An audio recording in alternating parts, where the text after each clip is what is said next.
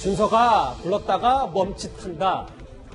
그런데 36살 이준석 대표가 당의 수장이 된 뒤에 국민의힘 내부가 대혼란에 빠졌다는 말도 있습니다. 무슨 사연인지 이 대표의 말부터 만나보겠습니다.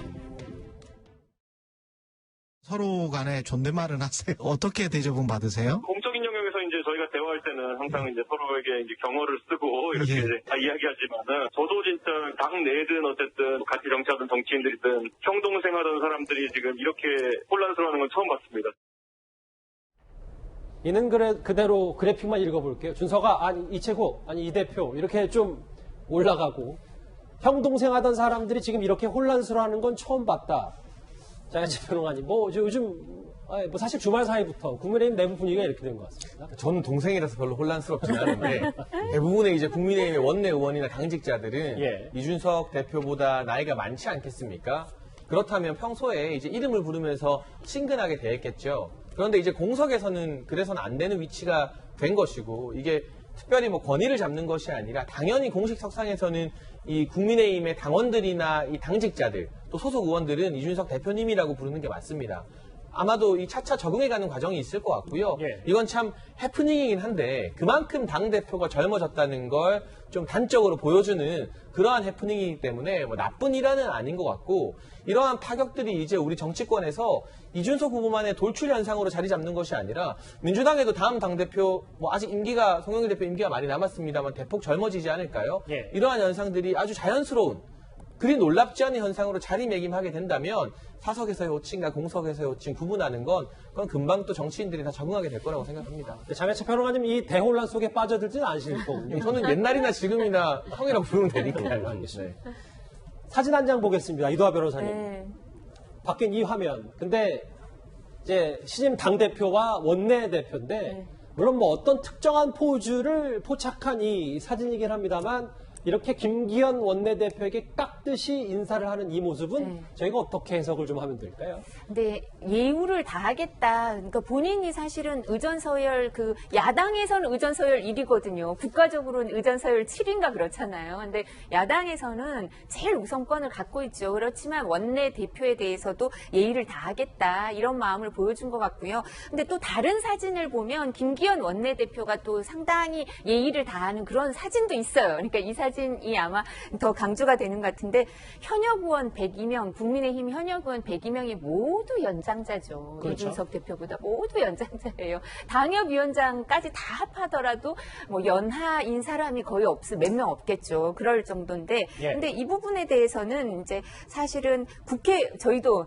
국회 본청 앞에 가면 야당 대표의 차량 주차장이 지정으로 돼 그렇죠. 있잖아요. 그리고 거기에 이제 처음에 킥보드가 오냐, 따릉이가 오냐 이러다가 이제 현대차가 나오면 그 차가 오냐 그러면 현대차가 광고하려고 좀 빨리 빼주는 거 아닐까 이런 얘기까지 저희가 너무 궁금해했는데 예. 그만큼 모든 게 혼란스럽기도 하고 제가 또 오늘 보니까 현역 의원들이랑 전직 의원들이랑 전화를 서로 엄청나게 하더라고요. 주말도 그렇고 오늘도 누구하고 통화를 하는데 통화가 계속 안 돼서 왜 그런가 했더니 여러 사람이 전화 와서 이런저런 얘기를 해 이런 분들이 있어요. 네. 근데 물론 이게 본인이 다 그런 우려가 있죠. 연배가 아주 높은 분들은 내가 이제 장강에 뒷물결이 밀려와서 내가 앞물결이 돼서 밀려나가는 거 아닌가 이런 걱정을 하는 분들도 있지만 대부분은 지역을 주말에 다녀보니까 정권 교체에 대한 가능성은 커지는 거 아닐까. 그리고 주민들이 다 잘했다는 얘기를 일반인들, 당원들은 일부 약간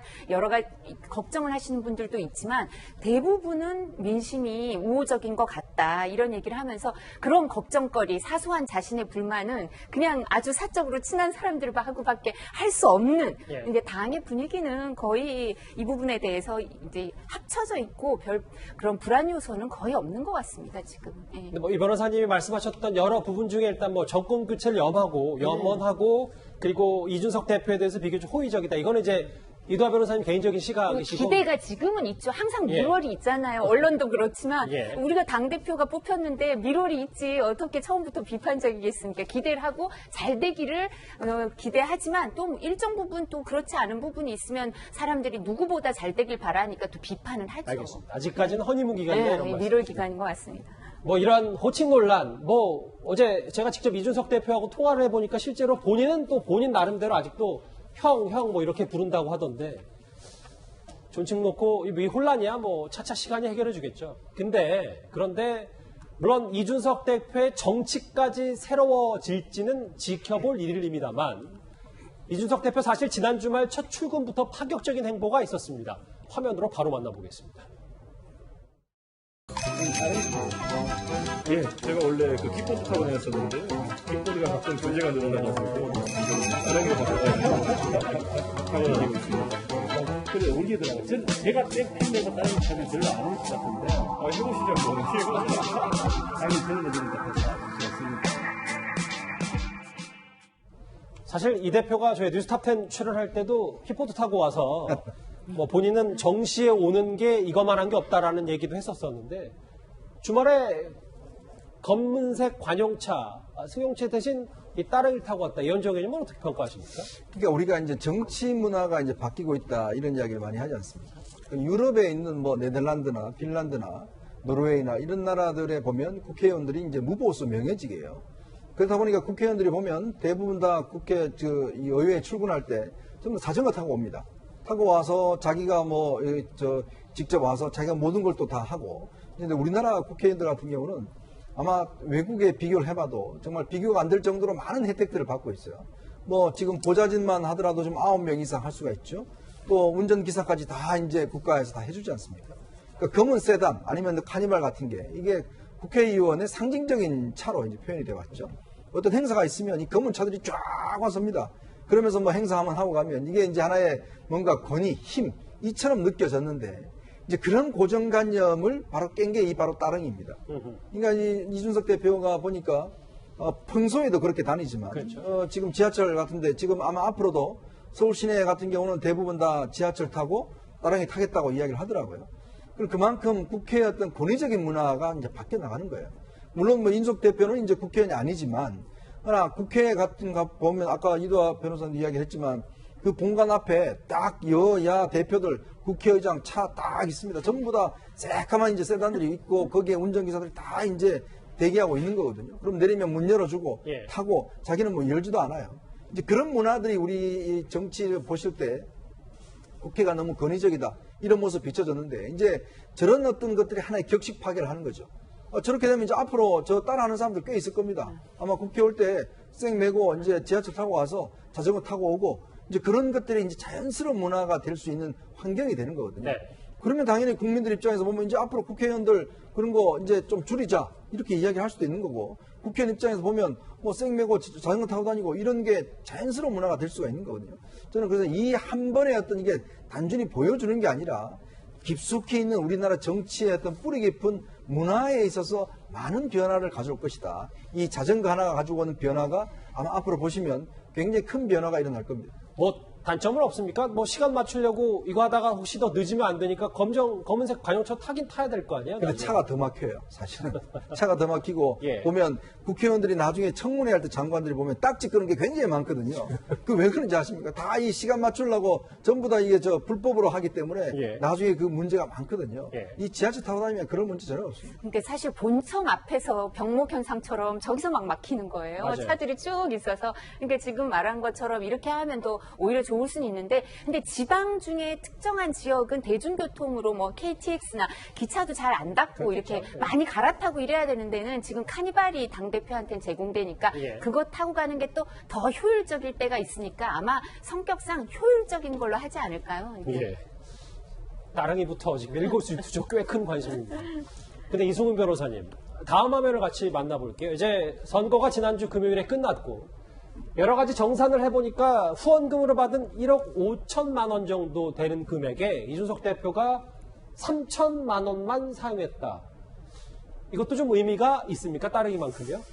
의미는 있죠. 왜냐하면 많은 선거 비용을 투자하고 그 비용들이 결국 국민의 세금으로 메워지는 것이기 때문에 이렇게 저렴하게 선거운동을 했다는 것은 굉장히 좋은 현상이지만 문제는 이런 것들이 현실에서 이준석 대표를 제외하고 남은 다른 사람들에게 적용될 수 있느냐의 문제는 전혀 다른 문제인 것 같아요. 예. 이번 코로나 상황 때문에 실은 조직 선거가 전혀 가동되지 못했다. 실은 조직들이 만날 수가 없어요. 네. 그렇기 때문에 조직 선거가 안 됐습니다만 앞으로 다시 현실 정치로 다시 코로나 상황이 지나고 현실 정치가 됐을 때 정말 이준석 대표처럼 이런 선거 운동이 가능할 것인지는 좀 쉽진 않을 것 같고, 또 이번에 보면 최고위원들도 네 분이 다 아나운서와 패널 출신이잖아요. 그만큼 언론에 얼마나 노출이 많이 됐느냐, 그리고 자신들의 의사를 얼마나 국민들께 국회의원직을 하면서 자신 있게 보여줬느냐에 따라서 많이 갈렸다는 점하고요. 문제는 현실 정치를 이준석 대표가 정말 좋은 모습들을 보여주고 있는데 이게 이제 진짜 현실화 될 수 있느냐. 뭐 토론 배틀을 통해서 대변인을 뽑고 시험을 봐서 지자체장을 뽑고 지방의회 의원을 뽑고 네. 이게 정말 좋을 수는 있는데 정말 어떻게 공정한 과정과 누구나 다 이해할 수 있는 과정을 통해서 선택될 수 있을지 그런 부분이 이제 이준석 대표의 어떤 미래까지도 보여줄 수 있는 거라고 생각됩니다. 장혜찬 평론가님, 이 부분 중에서 짧게 하나만 여쭤보면 이 3천만 원밖에 안 썼다는 게 앞으로 이런 문화가 바뀔 건지, 아니면 이준석 대표 같은 경우는 SNS를 자유자재하기 때문에 이건 이준석 대표만의 개인기다, 그래서 돈이 덜 든 거다, 이거 어떻게 봐야 될까요? 일정 부분 이준석 대표의 개인기 영향도 분명히 있죠. 인지도가 워낙 높고 SNS 팔로워들이 가장 많은 현역 정치인 중 한 사람 아니겠습니까? 그렇지만 저는 이제 이번 전당대회 선거를 계기로 전체적인 선거 문화도 큰 틀에서 바뀌기 시작했다고 봅니다. 보통 선거를 하면 이 선거 사무실이 굉장히 넓게 마련되어 있고요. 그곳에 어떤 분들이 많이 오느냐, 내가 몇백 표 가지고 있다, 몇천 표 가지고 있다, 이렇게 말하는 조직을 과시하는 사람들이 와서 후보나 후보 주변인들, 참모들에게 접근을 많이 합니다. 그런데 이준석 대표는 이번에 뭐 큰 캠프 사무실조차 아예 열지 않았고 이런 조직 관리 위주의 선거, 그러니까 지상전 위주의 선거가 별로 이 시대에 맞지 않는다. 공중전 위주의 선거, SNS를 통해서 메시지를 내고 언론 노출 많이 하고 직접 유권자들과 만나는 게 훨씬 더 효과적이다라는 것을 입증해냈기 때문에 앞으로는 다가오는 대선이나 또는 뭐 지방선거 또는 국회의원 총선 선거 국면에서도 조직을 과시하는 사람들이 힘을 많이 잃고요. 예. 공중전에 능한, 아무래도 후보 개인 스스로가 SNS 친화적이고 언론 친화적인 이런 사람들이 정치를 하기에, 선거를 하기에 더 유리해지는 그런 시대로 바뀌고 있는 것 같습니다. 예. 짧게 말씀드리면, 왜냐하면 단체 문자를 받아본 사람이 아마 여기서 저밖에 없는 것 같아요. 저는 그 당원에 들어가는 사람이니까. 예. 근데 다른 때보다 단체 문자가 다른 분들도 거의 많이 줄였어요. 이번에. 아, 다른 그리고, 후보들도? 예, 다른 후보들도. 그리고 다른 후보들도 카드 뉴스라 그래서 더 비싼 문자가 있거든요. 그런 거 사용을 덜 했어요. 그러니까 다른 분들도 다 비용을, 왜냐면 이준석 후보가 본인은 안 하겠다, 문자 발송을 아예 안 하겠다 이러고 아예 안 하니까 막 딴 분들이 옛날처럼 많이 하기가 약간 민망한 거예요. 그래서 비용이 더 적게 드는 문자 횟수도 줄였습니다. 예년에 비해서 전반적인 선거운동 비용이 확 조금 줄었다. 예, 이게 비용이 많이 드는 건데 이게 줄어드니까 비용이 좀 줄었을 겁니다. 알겠습니다. 이준석 대표의 메시지, 그리고 그의 파격적인 형식, 행보 얘기까지 만나봤는데요. 그럼 이제 새로운 수장을 맞이한 국민의힘의 전반적인 분위기도 살펴보도록 하겠습니다.